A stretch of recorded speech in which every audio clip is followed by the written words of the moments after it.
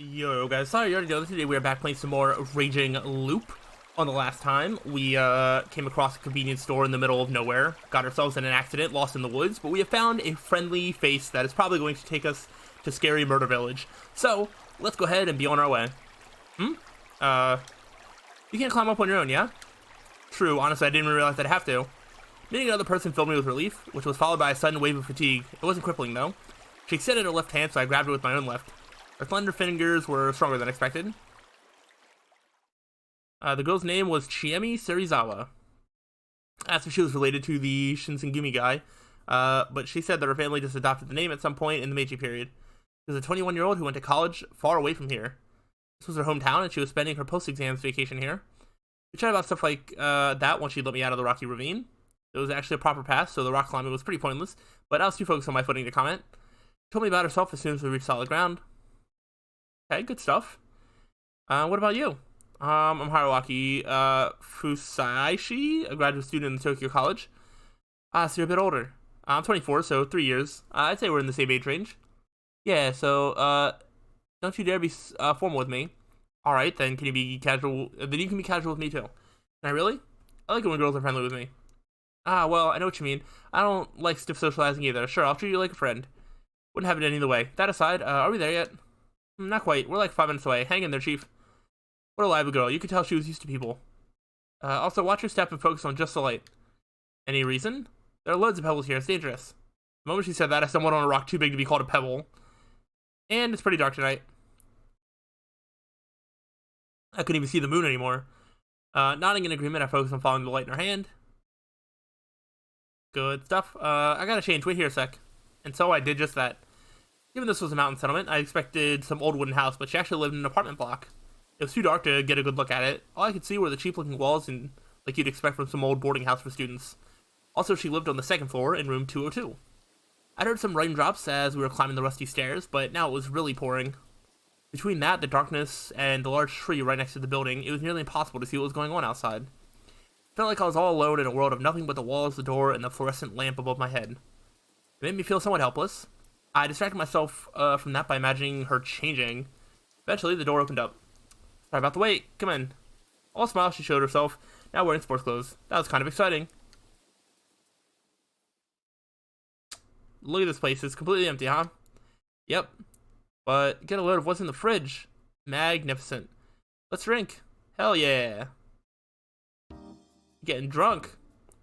Yeah, her place was really was empty. It was a small room with a low table in the middle, a fridge near the door, and a large duffel bag deeper in. There were 2 old-looking bookshelves too, but they were completely empty. I wasn't bothered one bit though. Any girl's room was a wonderland to me. Anyway, homie's like real desperate. Anyway, you went through some big trouble, so I'll drink to you. And I'll drink to you for helping me out. You're a real saint. We opened up our cans, knocked them together, and downed them. Hey, it was actually good. The pleasant bitterness and refreshing carbonation made for a good combo. So good. I live for this. Come on, you're too young to say that. Yeah, you're right. I'm not despairing for my future love life yet. You hear that? That's the sound of job hunting. It's coming here fast. No, don't say that. You ruined my beer. She laughed and took a huge sip. It was pretty clear she could hold her drink. That aside, something really bothered me. This might be a bit late for this, but can I ask you something? Go ahead. Oh gosh, her cheeks were already red. Maybe she didn't handle liquor as well as I thought. She had a well-featured face, and I didn't think it was wrong to consider her beautiful. Sure, her clothes weren't the least bit sexy, but I could tell she had some makeup on. To you, I'm just some stranger who says he's lost, right? Yep. And you yourself are a young woman who invited that stranger into an enclosed space and started getting drunk. Oh. Don't you think this is dangerous? She kept gulping the drink even as she formulated a response. The very fact that I could just watch her do that made this a pretty risky situation, and yet I wouldn't say so. But time for a Chiemi Serizawa quiz. Yay! Here's the question. My virginity is threatened, yet I don't feel like I'm in danger. Why? What a fun girl. This only made me like her more, increasing the danger even further. Am I allowed to ask questions? Sure. Can I just assume that it's not because I look like a good guy? Well, I don't think you look like a bad guy, but no, I doubt you're good either. You look experienced with women for one. That unintentional compliment showed she actually did see me as a potential danger. There are 2 types of answer to this. Either you expect nothing bad to happen, but wouldn't be bothered if it did, or you actually want something to happen. I can think of several situations for the former. For example, you're actually on the edge and don't care about what happens. Or maybe you're just confident you can defend yourself. Maybe you know martial arts and can easily kick my ass. Oh, so logical. Let me guess, you're a scientist. Well, I guess you could say that. Now for the latter. If you intend for something to happen, then I'm a thirsty perv or something? Wow, talk about not mincing words. I blame the booze, so what else is there? Indeed, what other reason could a woman have to bring a stranger to her home? Maybe plan to kill me, I don't know. It would surely be something non-standard, like you want to use me somehow. For example, setting me up as an alibi. I could be useful to you by attesting that you were here. Whoa, that's so shrewd. Or maybe you're a serial killer who brought me here just to get me drunk and kill me. Whoa, so I'm some evil mountain witch now. Sounds great. I'll kill you real good. Splosh, splosh. What kind of sound effect was that? By the way, you forgot another case. I did? Yep. I could be just a really good person who simply wants to help you. Was it time for me to be ashamed of my filthy mind? But wait, is that really important enough to risk being assaulted? Oh, so you're thinking of assaulting me? I'm just talking in general, you know, the cliche scenario. She stopped talking and turned red. It was so cute. I thought she was actually doing it on purpose. Man, she was she drunk? We were just on our second cans. That's crazy. How much of a lightweight are you? Then how about this? If I don't let you stay here, something even worse would happen and I'd feel real bad. Ooh. Care to elaborate? There's some scary wild animals around here. You might have gotten torn up and eaten. That had left a bad taste in my mouth, so I figured I'd just let you stay instead. I see, so you're balancing risk and goodwill. Didn't expect that. Okay, so there's something real scary going on around here. Really now, you got any idea how much of a bad guy you seem now? I do. I mean, you assumed I was a thirsty perv, a serial killer, or need an alibi before considering I was just a nice person. I mean, you're the one who brought up the perv thing. Details, so what's the right answer? We're not just messing around? Get it right and I'm giving you a nice present. Get it wrong and you're dead. Splosh, splosh. Seriously? You'd feel guilty if you let me die, is the choice I think I'm gonna go with. Please don't kill me. Please don't kill me. Ding, ding, ding, you're right. Okay, good. Alright, it's too early to be killing me. Oh, cool. Well, I wasn't joking when I said this area is dangerous. There's deer, boars, wild dogs, and bears. I actually saw deer and boars myself, but bears? Yep, moon bears, though. They aren't big, but they do attack. It's pretty dangerous out there. That's just wild. But there's something even worse. What? Worse than bears?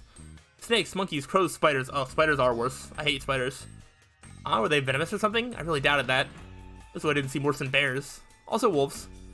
There aren't any wolves in Japan. Yeah, there are. You're in the sticks, you know. He smiled and drank out of the third can. Speaking of wolves, whatever the reason, you end up coming into a pretty girl's home. Won't you become a wolf yourself? Nope. What a gentleman, have another one. I wasn't too sure, but I felt like she dodged the subject. Perhaps I wasn't being cautious enough. But then again, I've been wandering aimlessly for a long time by now. I had enough recklessness in me to enjoy sharing a drink with a cute, if shady girl. Ooh. The next day. Okay, so this is, we're in May 12th. That's been confirmed. Last thing I remembered was our little, when was the last time you pissed yourself while sleeping talk? I had to tell her about the time I got so drunk I wet my pants in the middle of the boarding house. That's fun. I don't think that's ever happened to me. Go me. She laughed so hard she started frothing at the mouth and passed out. I woke up with a splitting headache. Oh man. Morning already? Light poured in through the frosted window. I pulled out my phone and checked the time, 7 in the morning. I got to sleep somewhere between 2 and 3, which probably wasn't quite enough sleep. Yeah, that's pretty bad. You should sleep for another hour or two. At least I didn't wake up to some horror movie scene. The building wasn't in ruins and the girl wasn't actually a skeleton. Though, in a way, this might have been worse. She was spread out on the floor on the other side of the mini table. Her breathing was mixed with some weird gurgling sounds. I hesitantly looked at her. The saint that saved me from hell I was in last night had puked in the middle of her sleep. Oh gosh. What was I supposed to do here? As a guess, I couldn't really be too harsh on her. Chami-chan. What, she gets drunk after like 2 drinks and then what, started puking after like the 3rd one? Phew. She wasn't waking up. Well, I just did what little I could. There, that should be good enough. I'd used tons of toilet paper to clean up her mess and flush down the toilet. Left a stain on the floor, but it was dirty to begin with, so whatever. I'd even wet a towel and cleaned her face. Even then, she showed no signs of waking up. Some of it was on her hair and clothes, but I figured it was best if she took care of that herself. Yep. Chami-chan, morning. First hit of consciousness so far today. I'll be leaving for a bit. Without waiting for a response, I walked to the entrance. I have to take a shower and change and all that, so I'd kill time outside. I stepped into my still damp shoes with my bare feet. My socks were in the washing machine with the towel she gave me to wipe my legs, and reached for the doorknob. Ooh, pretty. I opened the door and was greeted by a gust of wind. Raindrops gathered on the leaves of the tree next to the building, flew right into my face, making me grimace. The rain from last night was already over. The sky was pretty clear, but despite that, I noticed the visibility of my surroundings was poor. The building was surrounded by leaves. The old structure was basically buried in a forest of trees about as tall as itself. There were branches poking into the exposed hallway. It almost felt like they'd reach out and grab me if I wasn't careful. Kind of felt like I was in an overgrown ruin. I turned around and saw the room, and Chimmy just... Wow. Sorry, I turned around and saw the room and Chimmy just as I left them. Yep, it was all real. I closed the door. There were other rooms in this building, which made me wonder if they were occupied. Hell, I wondered the same thing about this area in general. I pushed the branches aside to see if there were other buildings nearby. Suddenly, something entered my vision. It didn't feel right. I was like, it's a bear. Something that shouldn't have been there. The leaves I moved revealed a woman clad in curious clothing. Gosh, reading is so hard. I really thought that said dead. I keep jumping to the worst case scenario in my mind. The moment I recognized her as such, she opened her closed eyes. Did our eyes meet? Got red eyes. Under the strong wind, I showed my face from the spray of raindrops. When I looked outside again, the woman was nowhere in sight. Was that an illusion? If not, then what? What kind of place was this? Could have been real Hicksville, a marginal village, a bunch of actual ruins, or an illegal settlement. I had some theories, but I set them aside for now. It seemed like a place worth exploring, regardless. I went down the stairs and found no sign of the woman or anyone else for that matter. A short distance away from the building, I turned around and sure enough, it was pretty much covered in trees. I went to the place where I saw the woman. There were footprints in the grass here. Maybe I'd find her if I followed them. They led me to an open area. It was unused, but it looked like someone was trying to do something with it. Was it supposed to be a construction site? Even if it was clearly abandoned. There were large rocks and lots of sediment near a prefab. From what I could tell, there had been a giant landslide, which forced them to stop construction. The fact that plant growth was still minimal meant that it happened fairly recently. The footprints seemed to be going down to the hill next to the site. Following them, I finally saw something that could be called civilization. There was a set of paddy fields with houses nearby, so this was actually a settlement. What a relief. I decided to keep following the footprints and approach the settlement. I came across another unpaved path that was clearly used by people and cars. It was lined with weeds and bushes reaching up to my waist. It was home to caterpillars and grasshoppers, among other things. Spiders were no exception. There was no shortage of insects here, so it was a good place for a net. I wasn't particularly scared of spiders, but I didn't like them either. At least they were just harmless orb weavers. Regardless, I avoided these bushes, just in case, and followed the path like the good city boy I was. There was a large boulder surrounded by grass. It was strangely tall, making it look like it was put there by people. On its dewy surface, there was a gray tree frog ready to go after the many insects scattered about. I walked a bit further and came across a house with a small field nearby. The field's location made it safe to assume it belonged to the inhabitants. There were inhabitants anyway, I couldn't see anyone, and just like always, there was grass everywhere. There was another boulder standing next to the house, and this one was obviously placed there by a human hand. What was the point? Was it a monument or something? The footprints continued in the field. The wet mud on the field was full of small, young, but healthy-looking rice plants. If you ignored the standing boulders in the area, the place looked like a normal farming village. I was both relieved and worried at the same time. From what I saw, there weren't any other buildings beside the ones in the settlement. Everything beyond was just mountains, meaning this place was completely isolated. And I was a complete outsider.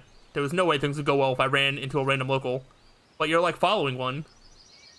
I belatedly crouched to hide myself a bit. It was probably best for me to go back. A chimney might have been looking for me.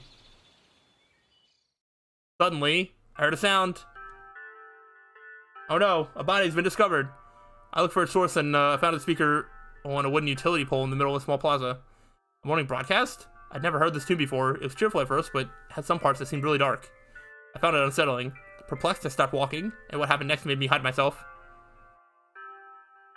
There was a person in the area, densely surrounded by houses, but they weren't normal. Oh, what the heck? What was with that appearance? Okay. What was that on her face? Though I was a fair distance away, I could see an old woman with some sort of cloth over her face shakily walk out from between the buildings. Oddly enough, there were boulders even there.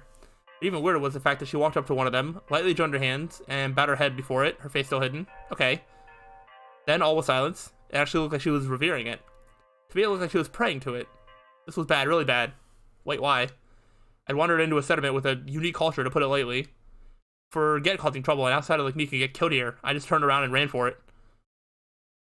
Oh, you're gonna like run into. I feel like I'm gonna run into like the girl that I saw earlier or something. I dashed up the hill, past the house, through the construction site, until I arrived back at the apartment building. Chemi looked like a relatively reasonable person. Maybe she could tell me what was up. It just hit me that the way she described this place was somewhat weird. She basically said it wasn't normal. Maybe you're a serial killer who brought me here to get me drunk and kill me. Well, some evil mountain witch now. Sounds great. I'll kill you real good. No way. What if she was actually the bait they used to lure outsiders here? I highly doubt that. Eventually the broadcast stopped. I only doubt that because of how we were found, which was like in the middle of the woods. Chevy still hadn't come out of her room. She didn't respond even when I knocked or called out to her. I didn't have to worry about this, right? That just made my inexplicable unease grow worse. What if this was a trap? Was I in a dangerous situation? I had to talk to her. If she was a normal person anyway. Maybe my best option was to run away right now? I wouldn't know where to run. I couldn't remember the path we'd taken here. Though I was pretty sure we went uphill, so maybe I had to go down? If I avoided the settlement and went back to the mountain stream, I could escape by following the wild roads. That was my best option, even with the difficulties considered. Thankfully, I take my bag with me. I took out a 5,000 yen note and put it in Chemi's newspaper box. It was payment for last night's beer. The moment I turn around and take my leave, the door to the room next to the staircase opens slightly with a creak. Oh, I saw an eye glaring at me through the gap. Oh, no. Ah! Oh, they both screaming. Her high-pitched scream pierced my eardrums. I screamed too, scared shitless, and ran for it. Suddenly, I stepped onto the wet hallway floor at a bad angle. I fell. You're so clumsy. Thud, thud, thud. Alright, Chan, what's wrong? Whoa, who's this old guy? Who are you, and are you alright? The reasonable-sounding voice prompted me to shake off the pain and raise my head. Whoa, hello. There were two boys in formal-looking school uniforms. Are you alright? He repeated the question. Yeah, I was just startled. You friends with Chiene? Chiene? Oh, you mean Shemi-chan? Are you a friend of hers from college? She didn't tell us anyone was visiting. Oh, I just got into some trouble and she helped me out. There's nothing shady about me, though I know that's hard to believe. It really is, old man. Especially when the first thing you say is there's nothing shady about me. That sounds really defensive. Man, how do I handle this? Anyway, my name's Haruaki Fusaishi. I'm Yasunaga Oribe, and this is Chikamochi Kamoshida. This Mochi's fine. Good to know. If I called him that, maybe he'd stop calling me old man. I was only 24. And this is Haru-chan. What are you doing? We don't know him. Apparently this Haru-chan was the person who looked at me through the gap in the door and screamed. He seems safe. Come out. A moment later, she slammed the door shut. And after a few more moments of hesitation, opened it again. Whoa.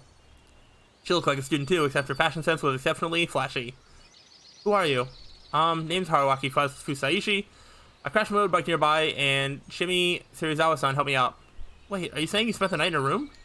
Yeah, she cut my words short with an ear-piercing shriek. So that's why it was so noisy. What were you thinking? You're not supposed to enter an unmarried girl's room. It's indecent. Yeah, I was hesitant too, but Shimi-chan was kind enough to let me in. Why are you acting like you've known her your whole life? Wait, she's not getting out. Don't tell me. You. There's a 5,000 yen note on the door.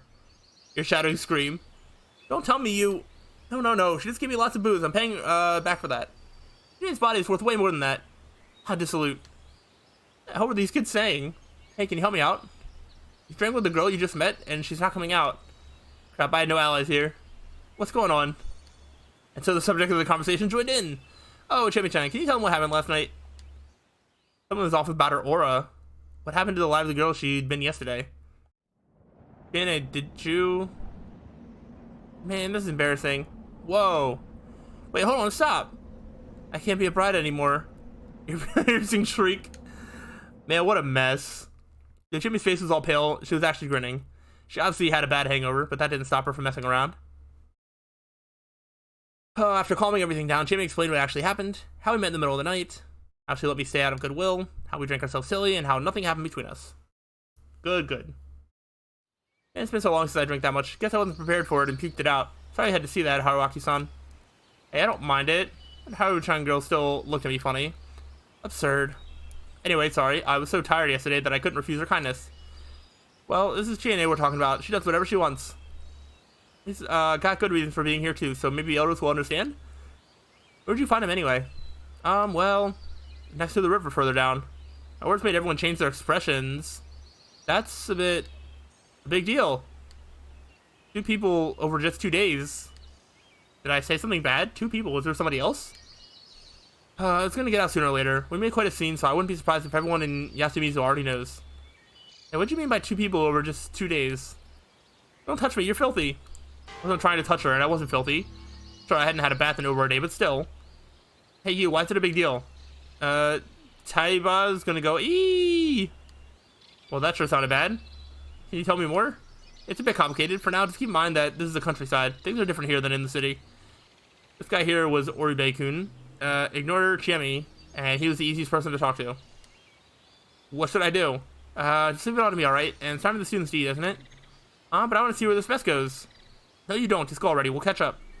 Well, I guess it's best to go separately. There are probably going to be some disagreements. Yeah, I need you to understand, Yasukun. Take care of them for me, alright? Sure. Stop treating me like a child. Yes, I'll poop on you. Let's just get going, you two. So the students walked off towards the stairs. It was kind of easy to tell what sort of relationship they had. Anyway, so they live in this building too? Yep, it's a student dorm, you know. A student dorm in this Hicksville? Still, my senses have betrayed me. There actually were other people here. By the way, you didn't run into anyone else and get in trouble, right? Yeah, I was careful on that front. Good, let's get ready to go to the dining hall. We're just not going to mention that girl that definitely saw us. Oh, for breakfast? The one with the red eyes. Nope, eat your breakfast now. We'll go to the dining hall to introduce you. To who? To whoever has a problem with an outsider coming from Saranaga. Oh, it's like that Taiba person, right? Huh? I'm in your hands then. It's fine. If you're that grateful, keep what happened this morning a secret. Sure thing. What's Saranaga anyway? That river? Yep, the river's called Saranaga Rapids, but the area around it is called Saranaga. The place has some cultural significance. It does? Yep, they say it's a corrupt place where the dead return from the other side. Oh, that's why they'd reacted like that. Any other rules or customs I should be aware of? Oh, there's lots, so just leave everything to me, alright? Gladly, on all fronts. I may ask, am I in danger? Nope, but you should try to escape before something unpleasant happens to you. So, yes? And you're gonna lay the groundwork for that, huh? Yep. The settlement I'd straight to was a weird place, but at least the guide was reliable. And she wanted me to leave ASAP, huh? That was depressing. Alright, Jamie gave me some cup ramen for breakfast. She boiled the water in a small electric kettle. The girl herself was too hungover to eat anything. I did take the opportunity to pay her back for last night's drinks in person, though. Then we made our way to the dining hall. And that is where we're going to end it off, because this is probably going to be important to meeting more important characters and setting up more of the world. I assume this is going to be a bit of a slow burn until it starts happening, and then from there, it might get crazy. I don't really know what to expect. Either way, I'm enjoying my time so far. Hopefully you all are as well. If so, let me know, but I will see you all on the next time. So till then, peace out.